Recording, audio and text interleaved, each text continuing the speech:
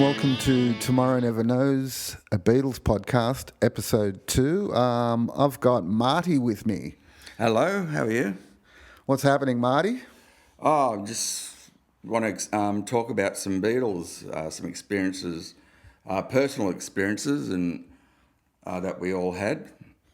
Yeah, I remember when we were young, you were right into the Beatles. What's your first memory of like any Beatle thing whatsoever? Any Beatle thing whatsoever? The cartoons. Yeah, I spoke about the cartoons in the first episode. What are your memories of the cartoons? Oh, just something that I enjoyed watching before school, and like the humour in it, like when they throw the axe and it goes through their hair. I forgot about that. Yeah. And it was just a humorous, poppy sort of pleasant thing to watch before I went to school. And it had all those great, fantastic songs, didn't it? Yeah. But we didn't realise at the time that those songs were going to implant themselves on our heads. Oh, yeah, in their world, they were big hits, like the songs. Yeah. To us, it was all just fantasy. Yeah, it was cartoon. Yeah, because we were only, 7 or 8 at the time or something. Yeah. And that's... Even younger, I remember seeing the cartoon before I even started school. I was about 4. Yeah. Yeah, well, I didn't even know they grew their hair long. Like, when you said, actually, I saw you and you told me about John Lennon's death. Still, I didn't even know then. I just, when someone said the Beatles, I thought cartoons, Mop Top, She Loves You, yeah. But yeah. Hey Jude, Let It Be later on. Later on, yeah. But then we started getting into it seriously, and that's when I fell in love with Sgt. Pepper's, because we were smoking some nice pot at the time. And We always seem to be doing that. yeah, but this particular time was the very first time I got affected. Yeah. And I was doing the Sgt. Pepper, and I remember that high climax in A Day in the Life where the orchestra at the end. Yeah. I remember I was just had me hands over my head, just as if it was coming at me. Yeah, wow. Yeah. Wow. And then the songs themselves, it's hard to explain, especially if you've never smoked it before, but there's like a delay in every musical part. Yeah. You can hear it sort of separates the instruments, doesn't it? Like you can hear everything. You can hear, I guess that's due to George Martin's production as well. Yeah. Yeah, well, you could every minor detail was exaggerated. Yeah, and there's a lot of minor details in Sgt. Pepper, isn't it? Oh, that's funny that you mentioned that, because I never really realised it was Sgt. Pepper was your big stoned introduction. I thought it was something else, but yeah. Well, you probably thought the White Album. That's what I was thinking. Because that's the one that I played non-stop. Yeah. If, friends came to see me and non-smokers, I must have looked bloody weird because, they wanted to talk about this and that, and I'll just be sitting on the bed just like that with the mouth open, just intrigued with this music coming at me. Because at the time, to me, it was new music. Yeah. Hey, listen to this. Before that, we were just jumping around to Radiators and Angels. Well, I said in the last podcast, I was talking about how we came from a glitter glam rock background, and then we sort of got into Kiss. Yeah. And then we really discovered the Beatles, and pot at the same time. Yeah. So that just blew our lives totally open, didn't it? Well, yeah, I've said to you on a couple of occasions, it actually made me feel I was more intelligent, because the music was more complex. It was more arty. It was more. It was just a lot interesting. Yeah, it was. And it was complex too, but it was simple to listen to. That's Yeah. that's the key, isn't it? Yeah, they just nailed it. They had everything covered.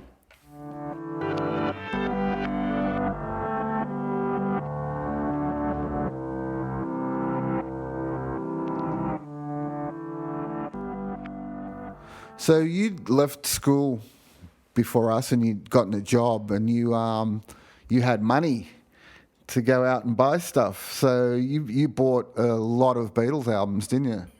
I bought the box set.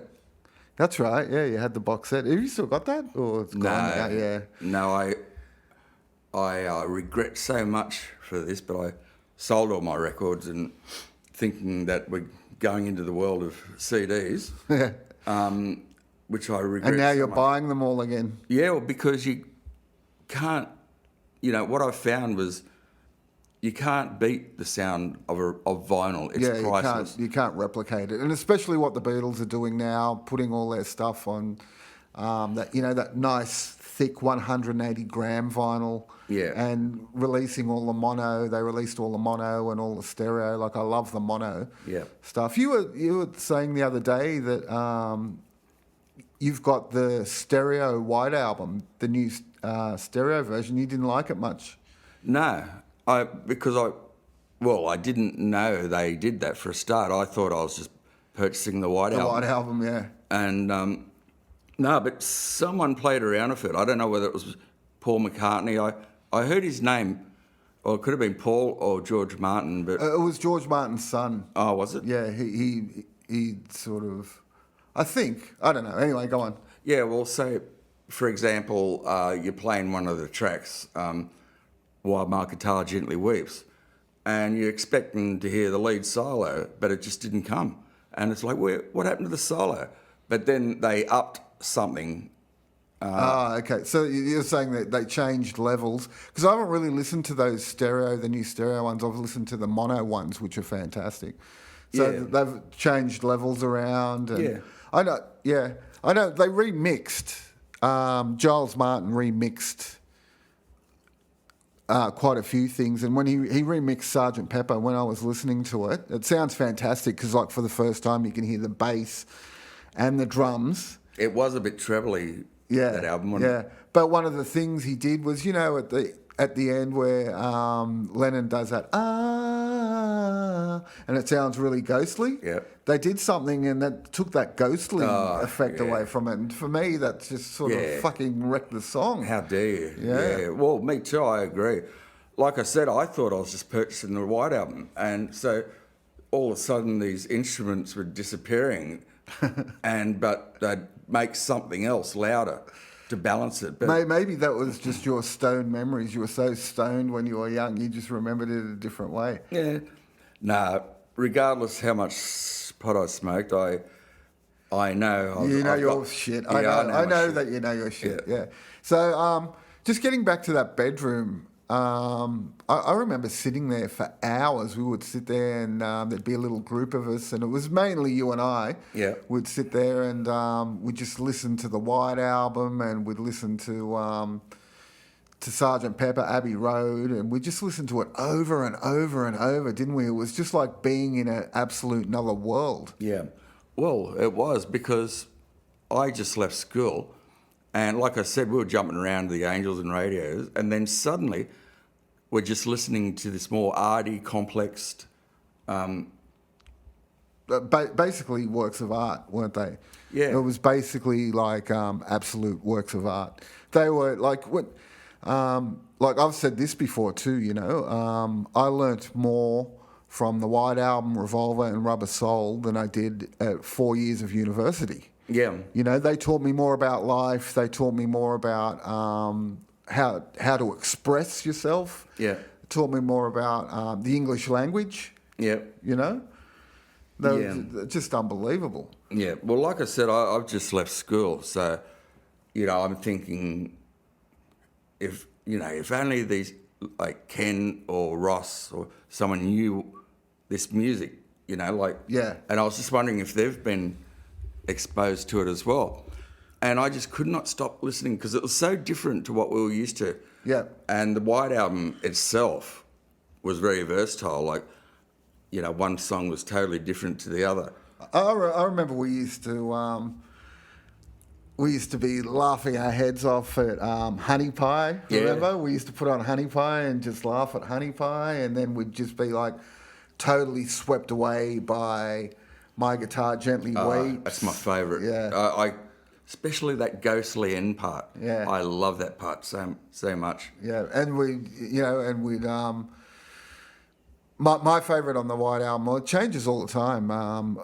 At the moment is because of the remix. Is Dear Prudence, because you can really hear the drums really well. Back in the day, my favourite, it changed all the time. Happiness is a Warm Gun. I love Happiness is a Warm Gun. Oh, every song had its own quality. And Revolution number 9. Oh, yeah. Revolution. We used to play the shit out of that, didn't we? Just listening to all the little sounds, all the little what's happening here, what's going on there, and the number 9, number 9. We just used to freak out about that. Well, that was a deliberate thing for the Stoners, and no one else. That was just so blatantly for them, us. I think it was actually the first time there'd been any sampling done. You know how like all the rap artists started sampling other songs. I think this was the first time someone started sampling shit and putting it on, and just mixing it all up. Well, it was John and Yoko. That's who it was. Yeah. John and Yoko just doing their stuff. I didn't buy the album, that wedding album or whatever, but I'm guessing it was full of that sort of stuff. The number 9 material. And of course, there's that whole thing of if you play Revolution number 9 backwards, it's Turn Me On Dead Man, which we did. Yeah. We used to play it backwards and Turn Me On Dead Man. Yeah. Turn Me On Dead Man, and that gave us endless source of amusement. Yeah. It was great. Like I said, like I'm thinking about people I knew at school, and some they still were at school because they were doing 5th and 6th form. I just remember me saying, geez, I wish they could hear what I'm listening to. Because to me, it was just another world. Well, it was something you wanted to share with everyone, wasn't it? Yeah. That was also, and that's the beauty of the Beatles, You can share it with people and open up people's eyes. Yeah. Well, it actually, inspired me to take up the guitar. Apart from you guys, I remember, I'll never forget, I was walking up the street, the Causeway, and you said to me, hey, do you want to join a band? It was just like that. Yeah. I said, well, I don't know how to play, and I haven't got a guitar. He said, and you said, come and watch us practice, and there you were, the boys were there. Yeah. And that's what got me into it. And all inspired by the Beatles. By the Beatles, yeah. Ironically, because we did that school gig, ironically, the first song was the AC/DC song. But anyway, when I got home, the White Album went back on. For years and years, I was just so obsessed with that album. Yeah.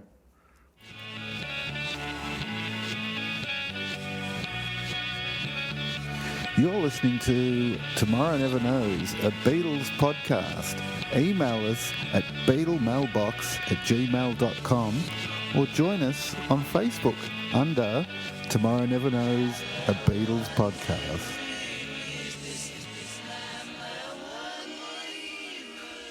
So the White Album was recorded in India, which is, not recorded. A lot of the songs were written while they were in India. You should have seen your face then.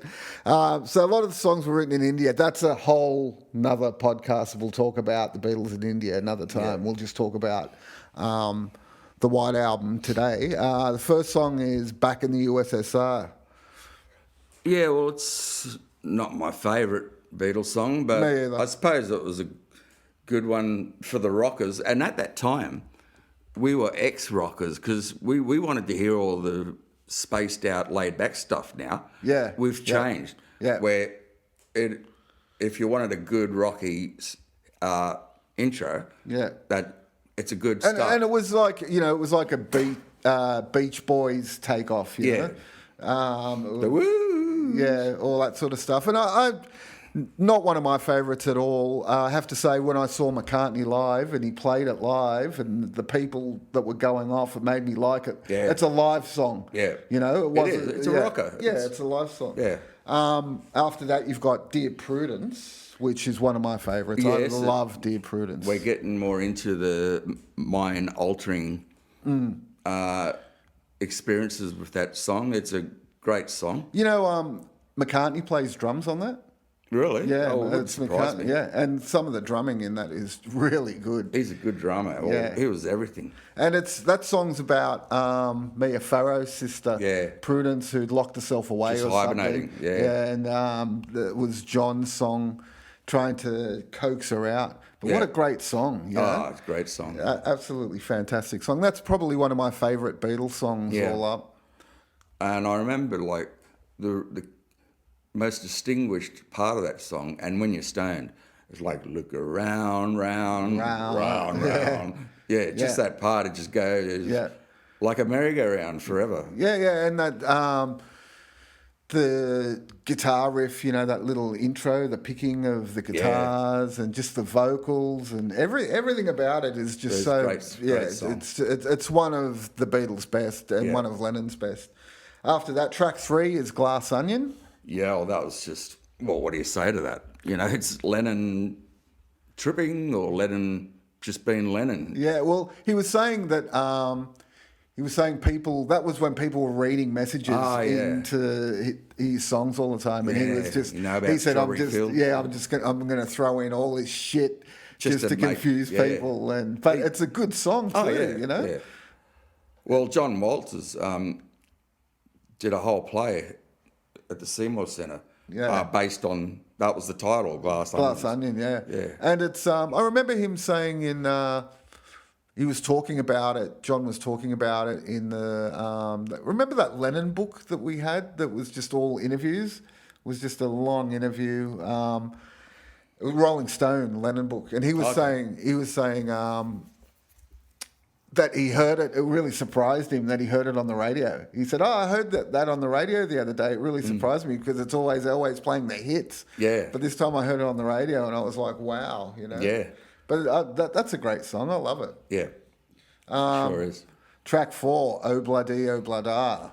Well, you know, like, if you're trying to be cool and hip and you sort of don't know what you're talking about, or just, you know, a lot of people just steer away from that song because I suppose it sounds like nursery rhyme or something, but it's a bloody good song. When you listen to it properly, it's Paul McCartney did it. Oh, he knows how to write good songs. Yeah, doesn't he? it's a good song, but It was never my favourite. I never really liked it. I always used to skip it. But then again, when I went and saw McCartney and he played that song, people went crazy. Yeah. They went absolute crazy, and it's a live song. Yeah. It really is a live song. And I never considered, you know, when you're listening to the White Album, or when I was listening to the Beatles, I never thought to myself, well, that'd be a good live song, or that's not a good live song, because when we were listening to them, the Beatles were long gone. Yeah. And it was all studio stuff for us, you know. well, it was a happy song. It made you feel happy. It picked you up. Yeah. Song after that, Wild Honey Pie. Well, one of our favourites for obvious reasons. Yeah. Actually, George Martin wanted to, delete it, but Patty Harrison, she loved it, so she wanted to keep it on, so they did. So that's why that was a Paul song. I thought it was a Lennon song for a long time, but it's actually a Paul song. Is it really? Yeah, it's a Paul song. Because I pictured John and George doing that. Yeah, I know. It's, but also, you're talking about George Martin wanting to delete. He wanted to make it a single album, which I thought. I mean, you could come up with a fantastic single album for this, but you can't. This is the fucking White Album, man. You know, you need all those songs. You need every song, whether you like them or not. You need every song on there. Yeah, well, it's so versatile. Next song, The Continuing Story of Bungalow Bill. What do you say about that song? It wasn't one of my favourites, but I really liked it. It's a good song in its own merit. Yeah, I really liked it. I remember listening to it, and Lennon said it was about, there was some movie star in Rishikesh where they were staying. There was he was a cowboy movie star. He didn't name him. Yeah. But he said it was about him. He said all the females there were in love with him. Oh, okay. Yeah. So it was about him. Right. And I like that sing along because you can hear all of them. Like you can hear McCartney, you can hear Harrison. You can hear Ringo. Yeah. You can hear Ringo. Yeah. Ringo was very distinctive. Yeah. But yeah, it's just like kind of like a nursery rhyme film. And that's song. And that's what I really like about the White Album. Like for years and years, my favourite was Revolver for years and years, but lately it's been the White Album because of the nursery rhyme-ish stuff. You know, it's laid back. Yeah. It's got that nursery rhyme feel to it. You know. Yeah. It's really good. All right, the next song, the big one for you. Yeah, my best. Yeah, your favourite is number 7. Well, I got My Guitar Gently Weeps. Probably my best Beatles song. You know, a lot of people would disagree because it's not so trippy, but it's just brilliant. And then you got Eric Clapton in there doing the solo, and just that. My favourite part in that song is the ghostly ending to it when it's slowly starting to fade down, and you just get the whoo, all that stuff, all the ghostly. I like that. Mo. Yeah, George is really expressing the point where he's in pain, you know, and he did it well. Yeah, and you know what I really like about it? I really like McCartney's harmony.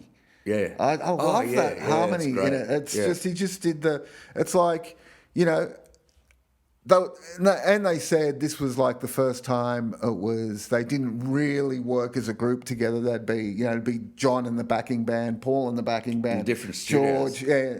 But can you imagine George working on this song and then McCartney just walking in and what can you add to this? Yeah. And then him adding those, you know, that's the magic of the Beatles. And another thing, you were mentioning Eric Clapton's solo.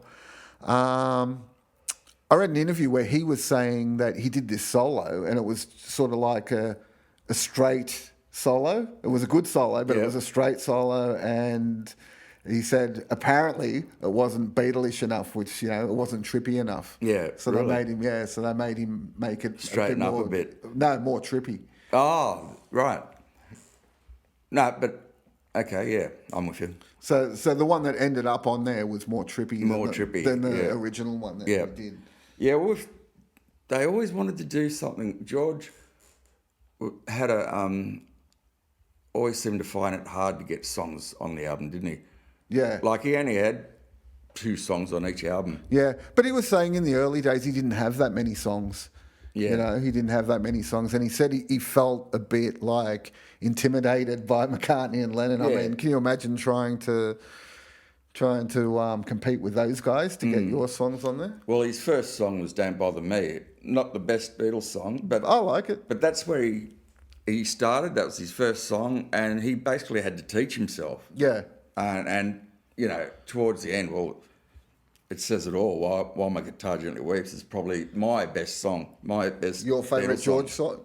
Best Beatles song? Beatles song. Wow. Yeah. Okay. All right. Well, the next one, number 8, is one of my best Beatles songs, and that's Happiness is a Warm Gun. Yeah. I love Happiness is a Warm Gun. Yeah, it was. What do you say to that? It's John and Yoko inspired.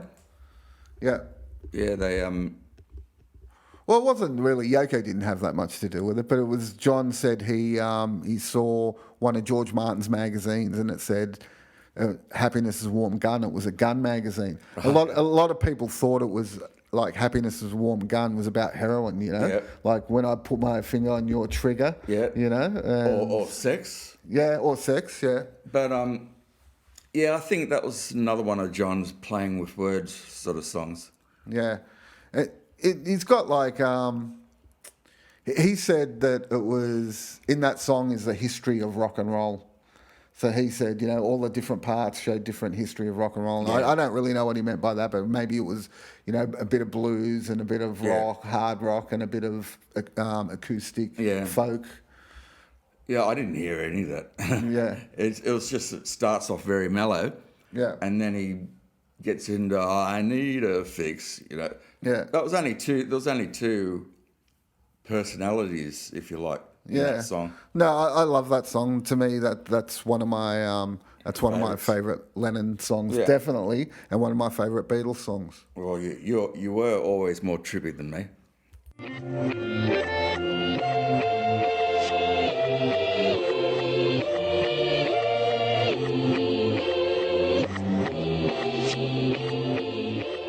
So number 9, Martha, My Dear. Number 9, I thought you'd get to that one. Number nine, Martha, My Dear. You know, a pleasant song. Yeah, just a nice little Paul. Yeah. He was into those silly love songs, wasn't he? Yeah, he was.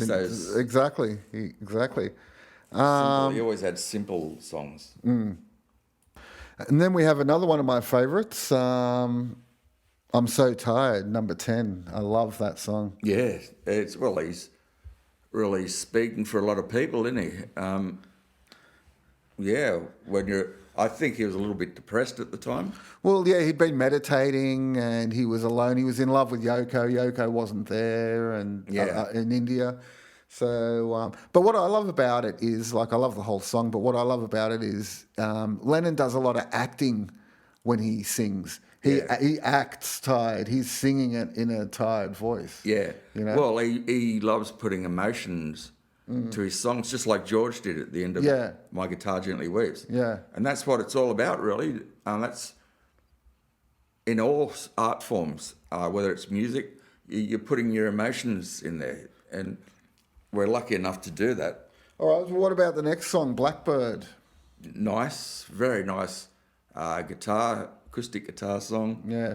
Just beautiful song, beautiful. One of McCartney's best, I think. Yeah, well, typical Paul, you know, just nice and simple, happy. Lately he's come out and he's saying it was about the oppression of black people and all that sort of stuff. Really? Which I think is bullshit. Yeah. Because he's never said it before. And then it's sort of trendy to say it now. So he's come out and said that. Well, maybe he's trying to play off words like Lennon did. Yeah. What about... Oh, and when I saw him play it live, it was fantastic. Yeah. You know? I truly believe it's one of his best songs. What about Piggies? Oh, I love it. Yeah. I love it. I love that harpsichord intro. Yeah. You know that harpsichord intro? Yeah. Yeah. Oh, it's a great song. I just love that. George's, obviously, you know, having a go at The Establishment. or Police. I didn't know what to make of it. Yeah. You know, his mum actually wrote a line to eat the bacon. Oh, really? Yeah, she actually wrote a line. But I really like. I think it's a very underrated song. I mean, you never hear anyone ever talk about Piggies. No, you don't, do you? I mean, and of course that was involved in that Charles Manson shit. But that's right. Yeah, they wrote get into that. Piggies in Blood on the wall. But that's one of my favourite George tunes. Piggies. I just like it. It's so nursery rhymey. As I said, I love the harpsichord. Yeah. You know, and they just did it so well. It's actually it's one of my favourite George songs too. Yeah. Rocky Raccoon. Just another feel-good Paul song. Yeah, it's got a story to it. Got a story. John said, you know, Paul loves telling stories with little characters in there. Yeah. You know, when I was a kid, when I was really young and I listened to it, I thought it was fantastic because listening to it was like watching a movie. You heard that song, did you, when you were a kid? Yeah. Oh, yeah. See, I didn't. That's in one of the Beatles cartoons. Is it? Yeah. Because I was exposed to it, and I think I changed in about 1980 or something, 81. I discovered the Beatles, you know, like the real Beatles. Mm-hmm. What about Ringo's song "Don't Pass Me By"? Nice, very catchy. It. Yeah, it's just I like the beat to it. You know, that dum dum dum dum, and the fiddle. Yeah. Going to it. You know, he had that song like in 1964. Oh, really? And he was always trying to get it on an album, but they never, you know, never got around to it. And I guess when the White Album came, they just found a style for it to sit into. But I like it. Yeah. I think the White Album there was a lot of tracks just laying around. Yeah. So they made an album, but they did it well. Yeah.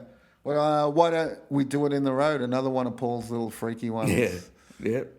What do you say to that? Yeah. It's a typical hippie-orientated at the time, it's like let's have sex anyway. Yeah, and probably in India there were people doing it on the road. On the road, at that time. I think that's a nice little.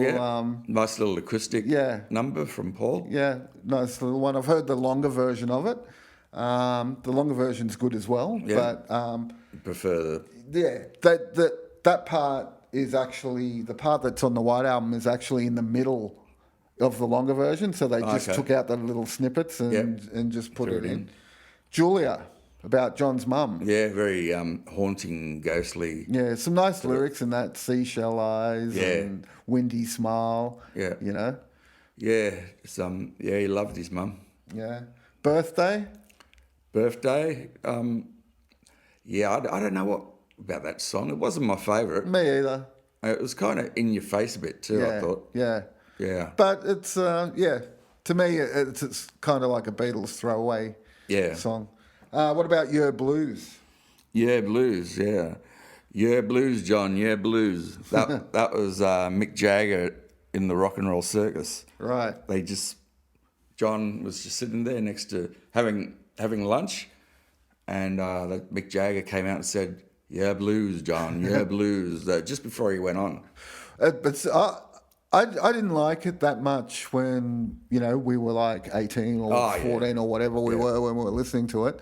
But I really like it now. It's really heartfelt, It's a lot of people say it's about suicide. Yeah, going cold turkey off drugs. It's a heavy song, put it that way. Is, It's one of John's heaviest. Yeah.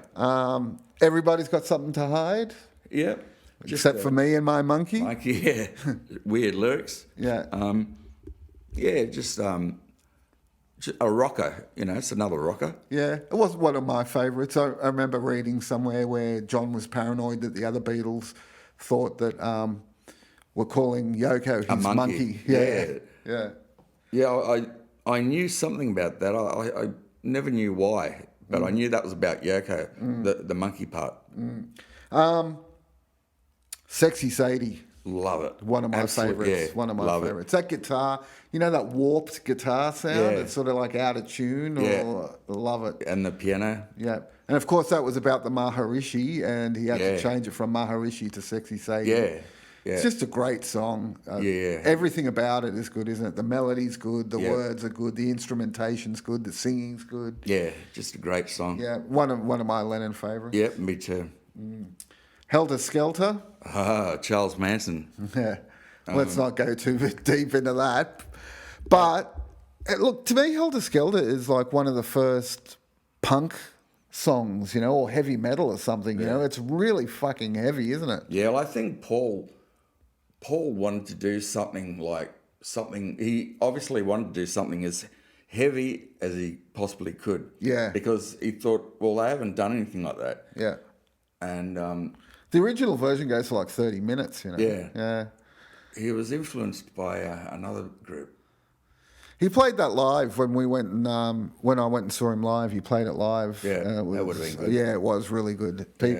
As I said, people were going off, but they were going off about everything. Yeah.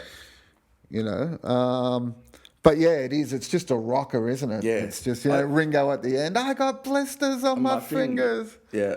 Yeah. Was that Ringo? That was Ringo. I always thought that was John. No, it was Ringo. Oh, okay. From playing the drums. Yeah, right. Long, Long, Long. I love it. Very ghostly.